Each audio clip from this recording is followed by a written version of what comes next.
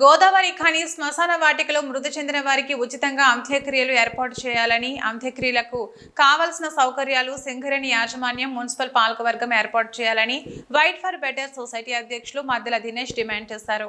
గురువారం ఖని శ్మశాన వాటికను సందర్శించి శ్మశాన వాటికలో కనీస సౌకర్యాలు కరువైనాయని, దురదృష్టం కొద్దీ ఎవరైనా మృతి చెందితే బంధువుల అంత్యక్రియలు నిర్వహించాలంటే 15,000 రూపాయల నుంచి 30,000 రూపాయల వరకు ఆర్థిక భారం పడుతుందని వారు ఆపోయారు. అనంతరం మద్దెల దినేష్, కొమ్మ చందు యాదవ్ మాట్లాడుతూ రామగుండం నగరపాలక సంస్థ దాదాపు 2020 సంవత్సరం నుండి 2024 ఏప్రిల్ వరకు ఉచితంగా అంత్యక్రియలు నిర్వహించడం జరిగిందని, నగరపాలక సంస్థలో ముఖ్య ప్రజాప్రతినిధులకు అనుకూలంగా ఉండేవారికి కాంట్రాక్టులు ఇచ్చి విచ్చలవిడిగా బిల్లులు తీసుకుని ఇప్పుడు కాంట్రాక్టర్లకు బిల్లులు పెండింగ్ లో ఉన్నాయనే సాకుతో రామగుండం నగరపాలక సంస్థ ఉచిత అంత్యక్రియలను నిలిపివేయడం దురదృష్టకరమని ఆగ్రహం వ్యక్తం చేశారు. దీంతో నిరుపేద మధ్యతరగతి కుటుంబాలు ఎవరైనా మృతి చెందితే హిందూ శ్మశాన వాటికకు తీసుకువస్తే వారి సాంప్రదాయాల ప్రకారం కట్టెల కోసమని లేదా బొంద త్రవ్వడం కోసమని మరియు డప్పులు అని ప్రైవేటు వ్యక్తులు విచ్చలవిడిగా డప్పులు తీసుకోవడం జరుగుతుందని, దాంతో పేద మధ్య తరగతి కుటుంబాలకు ఆర్థిక పరమైనటువంటి అనేక రకాలుగా ఇబ్బందులు ఎదుర్కోవడం జరుగుతుందన్నారు.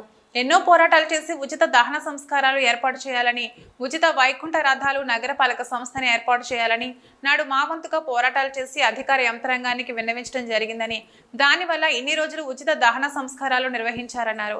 కానీ నేడు అంత్యక్రియలను జరపాలంటేనే చాలా ఇబ్బందులు ఎదుర్కోవడం జరుగుతుందని, గతంలోనే ఉచితంగా లేదా తెల్ల రేషన్ కార్డు కలిగిన వారు మృతి చెందితే వారికి దహన సంస్కారాలు ఉచితంగా రామగుండం నగరపాలక సంస్థ అవసరమైతే సింగరేణి యాజమాన్యం కూడా స్పందించి హిందూ శ్మశాన వాటికలో తాము కూడా భాగస్వామ్యమై అన్ని సౌకర్యాలు కల్పించాలని దినేష్ డిమాండ్ చేశారు.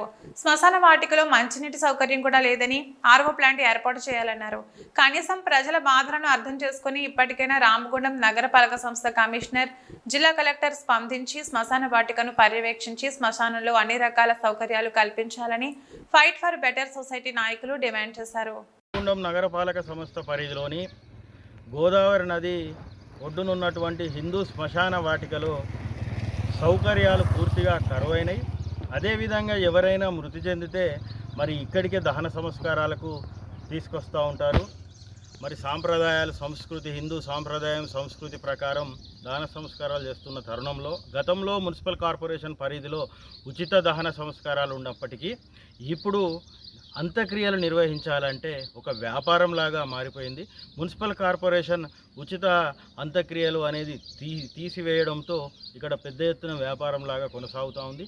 మరి గతంలో ఉచితంగా కట్టెలు కానీ, బొంద తవ్వడం కానీ, ఒక 4 డప్పులు కానీ ఇవ్వడం జరిగింది. ఇవన్నిటినీ కూడా పూర్తిగా ఏది కూడా ఇవ్వకుండా బిల్లులు ఎక్కువైతా ఉన్నాయని కార్పొరేషన్ అధికార యంత్రాంగం నిలిపివేయడంతో పేద మధ్య తరగతి వారు దురదృష్టం కొద్దీ, అనారోగ్యం కొద్దీ మరి చనిపోతే దాదాపు 15,000 నుంచి 30,000 రూపాయల వరకు కట్టెలు, గ్యాస్ నూనె, టైర్లు, దీనికి సంబంధించిన అన్ని డప్పులు అని పెద్ద ఎత్తున తీసుకుంటా ఉన్నారు.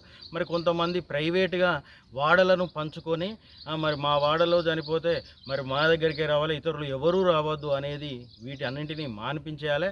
నగర అధికార యంత్రాంగం పూర్తి బాధ్యత తీసుకొని శ్మశానంలో అన్ని రకాల సౌకర్యాలు కల్పించి పాత పద్ధతినే కొనసాగించాలి. అవసరమైతే తెల్ల రేషన్ కార్డు ఉన్న వారికి మాత్రమే ఉచిత దహన సంస్కారాలు ఏర్పాటు చేయాలి. బిలో పావర్టీ కింద చూడవలసిన అవసరం ఉంది. మరి ఎప్పుడో